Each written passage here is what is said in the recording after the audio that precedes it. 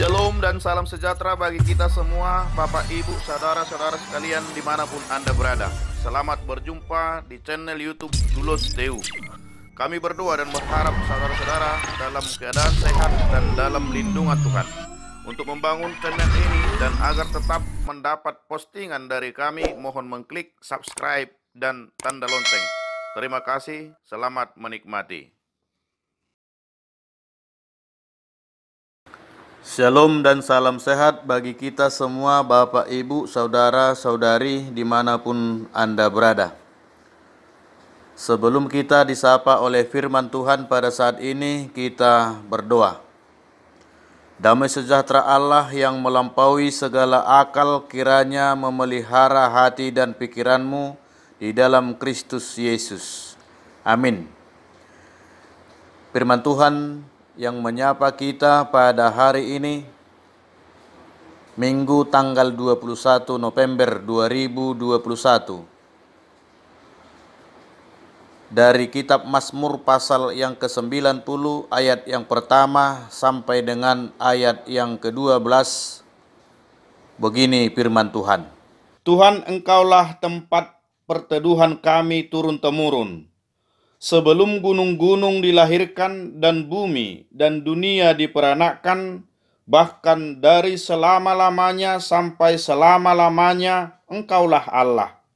Engkau mengembalikan manusia kepada debu dan berkata, "Kembalilah hai anak-anak manusia. Sebab di matamu 1000 tahun sama seperti hari kemarin apabila berlalu, atau seperti suatu giliran jaga di waktu malam. Engkau menghanyutkan manusia, mereka seperti mimpi, seperti rumput yang bertumbuh di waktu pagi, berkembang dan bertumbuh, di waktu petang lisut dan layu. Sungguh kami habis lenyap karena murkamu, dan karena kehangatan amarahmu kami terkejut. Engkau menaruh kesalahan kami di hadapanmu, dan dosa kami yang tersembunyi dalam cahaya wajahmu. Sungguh segala hari kami berlalu karena gemasmu. Kami menghabiskan tahun-tahun kami seperti keluh. Masa hidup kami 70 tahun, dan jika kami kuat 80 tahun, dan kebanggaannya adalah kesukaran dan penderitaan, sebab berlalunya buru-buru dan kami melayang lenyap. Siapakah yang mengenal kekuatan murkamu dan takut kepada gemasmu? Ajarlah kami menghitung hari-hari kami sedemikian, hingga kami beroleh hati yang bijaksana. Demikian firman Tuhan. Saudaraku yang dikasihi Yesus, hari ini kita memasuki minggu akhir tahun gerejawi dan sekaligus mengadakan peringatan bagi mereka yang telah meninggal dunia. Peringatan hari ini bukanlah untuk mereka yang sudah meninggal dunia, melainkan untuk kita yang masih hidup, agar kita mengingat bahwa kita juga akan meninggal dunia sama seperti mereka yang telah meninggal dunia.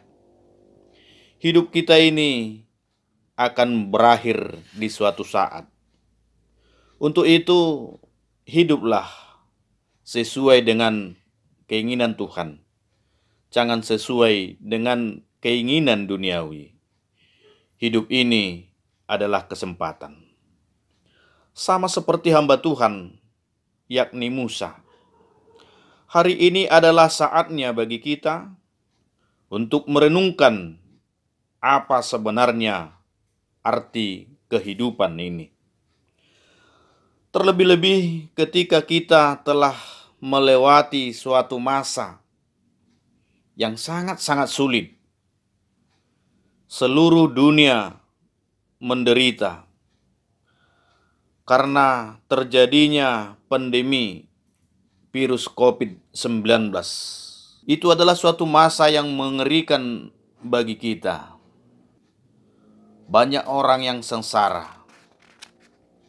Bukan hanya sengsara, tetapi bisa merenggut nyawa orang ribuan dalam satu hari. Memang manusia memiliki beragam pandangan tentang arti kehidupan yang sesungguhnya. Ada orang yang mengatakan bahwa hidup ini adalah merupakan panggung sandiwara. Di sisi lain, ada yang mengatakan hidup ini sama seperti roda delman.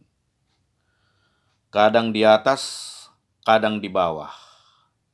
Tidak selamanya di atas dan tidak pula selamanya di bawah. Ada juga yang mengatakan bahwa hidup ini adalah merupakan teka-teki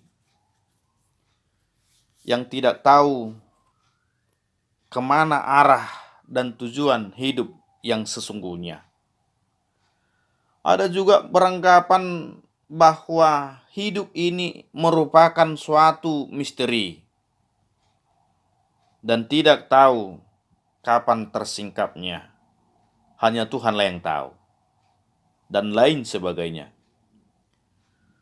Cara pandang seseorang tentang arti kehidupan yang sesungguhnya akan mempengaruhi cara kita untuk menjalani hidup dan kehidupan ini. Untuk itu kita diajak firman Tuhan saat ini melalui perenungan Musa, menyapa dan mengajak kita untuk merenungkan beberapa hal tentang arti kehidupan yang Tuhan berikan kepada kita. Yang pertama, firman Tuhan ini memberikan kita kesadaran tentang pentingnya keberadaan Allah dalam kehidupan manusia. Dia adalah Allah yang kekal selama-lamanya, yang tidak ada awalnya dan tidak ada akhirnya, Alfa dan Omega, tetapi yang selalu ada dan terus berkarya dalam sepanjang sejarah manusia, dari dahulu, sekarang, dan di masa yang akan datang. Dia adalah Allah yang berkuasa atas segala sesuatu. Dia adalah yang memegang hidup dan kehidupan kita. Kematian dan kehidupan kita tergantung sepenuhnya di tangan Allah. Dialah Tuhan yang memegang dan mengendalikan seluruh sejarah kehidupan manusia, pribadi lepas pribadi. Setelah kita menyadari adanya hakikat Allah dan pentingnya keberadaan Allah dalam kehidupan kita, maka kita harus menyadari bahwa hanya Allah lah tempat perteduhan kita dan perteduhan seluruh umat manusia sepanjang masa. Dialah Tuhan yang melindungi kita. Dialah Allah yang membuat kita nyaman. Dialah Allah yang memberikan kita kehidupan. Itulah ajakan Tuhan bagi kita melalui peringatan orang yang meninggal saat ini. Agar sebelum kita meninggal dunia, carilah tempat perteduhan yang sempurna. Yang menjadi persoalan, caranya bagaimana? Cukup dengan percaya kepada Tuhan Yesus. Percaya kepada Yesus berarti Yesus itu benar-benar anak Allah. Yesus itu adalah anak Allah yang turun ke bumi, yang menjadi Tuhan dan juru selamat manusia dan bahkan juru selamat dunia, maka Tuhan akan menyediakan tempat bagi orang yang percaya. Tempat yang akan kita diami bukanlah seperti tempat yang ada di dunia ini. Namun tempat itu adalah tempat yang kekal, surga ataupun Firdaus. Di sanalah seluruh orang yang percaya akan menikmati kesempurnaan hidup dan kehidupan selama-lamanya.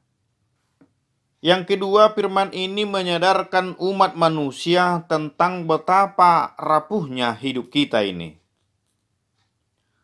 Kita adalah manusia yang terbuat dari debu tanah dan akan kembali kepada debu tanah. Itu adalah hukuman atas keberdosaan manusia, sehingga hidup kita hanya bagaikan rumput yang sesaat tumbuh dan mekar dan berseri, namun segera akan menjadi lisut dan layu. Kita tahu bahwa segala yang hidup di dunia ini akan merosot, mengalami degradasi. Secara biologis, kita semakin berkurang, seperti dikatakan oleh Rasul Paulus dalam 2 Korintus pasal 4 ayat yang ke-16, bahwa manusia lahiriah kita ini semakin merosot. Banyak orang yang berusaha menyangkal kenyataan ini hingga berupaya dengan ilmu pengetahuannya untuk mempertahankan masa mudanya, mulai dari obat-obatan, memakan vitamin, operasi plastik, make up, dan lain sebagainya. Semua orang menginginkan agar tetap dia muda dan tidak mau menjadi tua. Namun penuaan tetap tidak terhindarkan. Itu nampak melalui kemerosotan. Karena itulah dikatakan dalam firman Tuhan ayat 10 bagian B, usia tua membuat hidup semakin sengsara dan penuh penderitaan. Memang secara biologis, kemampuan tubuh semakin merosot. Refleks kita perlahan menurun. Penglihatan dan pendengaran semakin menurun. Semakin mudah lelah hingga napas mulai tersengal. Otot mudah lelah dan nyeri. Rentan dengan berbagai penyakit dan lain sebagainya. Secara psikologis, kemampuan berpikir semakin berkurang, bahkan tidak jarang mengalami demensia, yaitu turunnya daya ingat. Secara kronologis, kesempatan hidup semakin berkurang, karena jarak yang kita tempuh akan menuju ke tempat finish. Tetapi firman Tuhan saat ini mengatakan, semua kesengsaraan dan penderitaan akibat usia lanjut itu adalah kebanggaan manusia.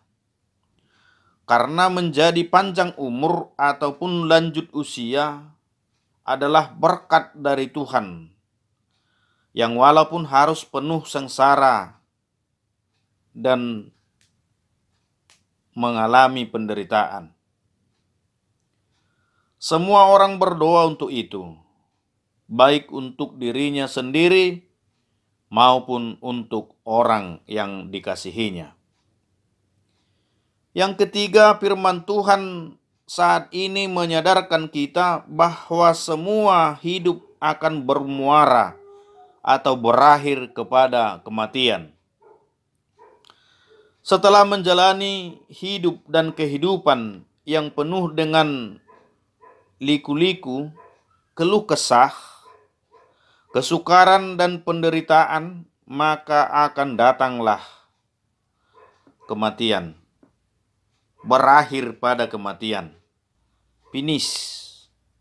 Death. Kematian itu adalah sesuatu yang tidak bisa ditolak. Manusia hanya berusaha untuk hidup dalam waktu tertentu. Tetapi bila Tuhan sudah menetapkan usia seseorang, siapapun dan apapun tidak akan bisa menolaknya. Tidak ada suatu kekuatan di dunia ini untuk kita pakai untuk menolak kematian dari diri kita. Tuhan telah menetapkan bahwa usia manusia hanyalah 70 tahun saja. Dan bila kuat, bisa hingga 80 tahun dan selebihnya.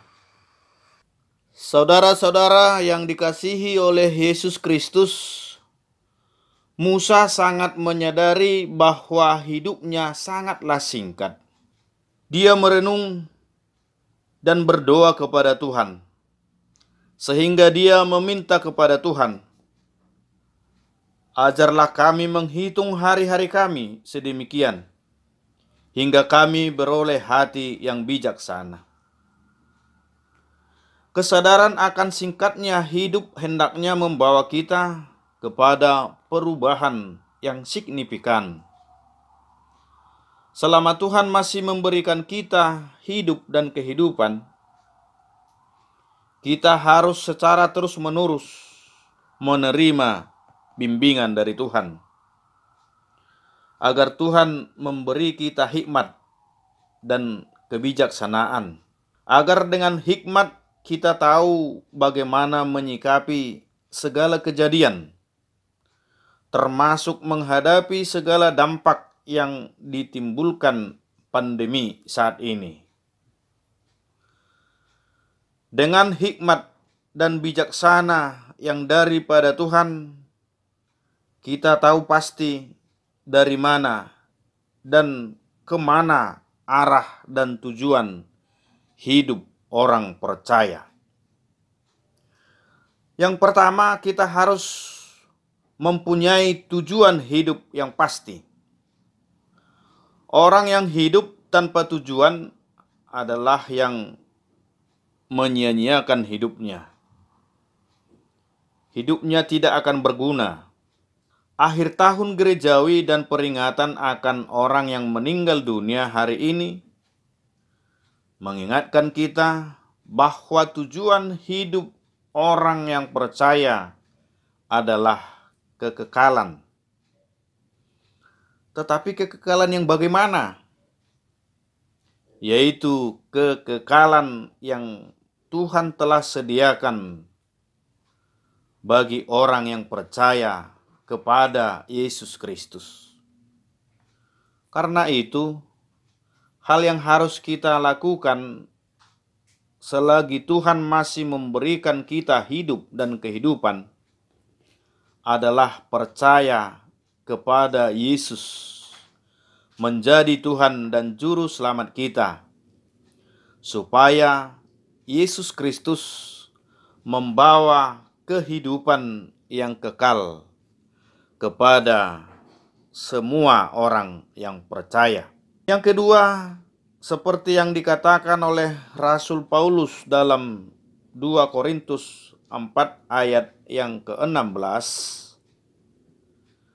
meskipun manusia lahiriah kami semakin merosot, namun manusia batiniah kami dibaharui dari hari ke hari. Haruslah memiliki iman yang menyelamatkan. Iman yang terus-menerus diperbaharui hingga semakin dewasa, berbuah dalam kehidupan. Demikianlah hidup orang yang berhikmat, yang mengisi hidupnya dengan takut akan Tuhan, hingga hidupnya semakin tangguh, hidupnya bertumbuh dalam firman Tuhan, hidupnya berguna untuk dirinya sendiri, bahkan berguna kepada orang lain, tanpa mempersoalkan berapa usia kita saat ini dan berapa usia kita nanti ketika kita meninggal dunia. Yang pasti, selagi masih ada kesempatan, berbuahlah dalam iman, bertumbuhlah dalam firman Tuhan, agar kehidupan kita masuk dalam kehidupan kekal yang telah Allah sediakan dalam anaknya Yesus Kristus kepada seluruh orang yang percaya kepadanya. Hidup ini bukan hanya untuk melakukan kegiatan-kegiatan untuk mencari kebutuhan-kebutuhan kehidupan jasmani kita, tetapi gunakanlah hari-hari kita untuk mendewasakan iman, karena kita tidak tahu kapan waktunya Tuhan menjemput kita, sehingga kita didapatinya layak memasuki kekekalan hidup dalam surga. Saudaraku, yang ketiga, satu hal yang harus kita ketahui, hanya Tuhanlah yang dapat membuat waktu. Hanya Tuhanlah yang dapat menciptakan waktu. Ciptaan Tuhan hanya mengisi dan memakai waktu. Setinggi-tinggi ilmu seseorang dan secanggih apapun zaman ini, namun harus kita yakini, waktu tidak dapat dibuat ataupun diciptakan oleh manusia. Ini sangat penting untuk kita renungkan, agar manusia itu sadar tentang keberadaannya yang akan kembali kepada debu tanah, dan bahwa Tuhan Allah lah yang kita sembah itu adalah hidup dan sungguh luar biasa, hidup selama-lamanya. Untuk itu, tetaplah sujud dan takut akan Tuhan Allah yang menciptakan waktu agar manusia hidup dalam waktu yang telah ditentukan oleh Tuhan Allah kepada setiap pribadi. Yang keempat atau yang terakhir, kita telah sering mendengarkan memento mori. Ingatlah akan waktu kematianmu kelak. Waktu yang kita jalani sesungguhnya sangat singkat sekali. Tidak seorang pun yang dapat mengetahui kapan dan di mana kematiannya akan terjadi. Karena itu, selagi Tuhan masih memberikan waktu untuk hidup bagi kita, jangan tunggu hari besok. Hiduplah seturut dengan firman Tuhan hingga hari Maranatha. Amin.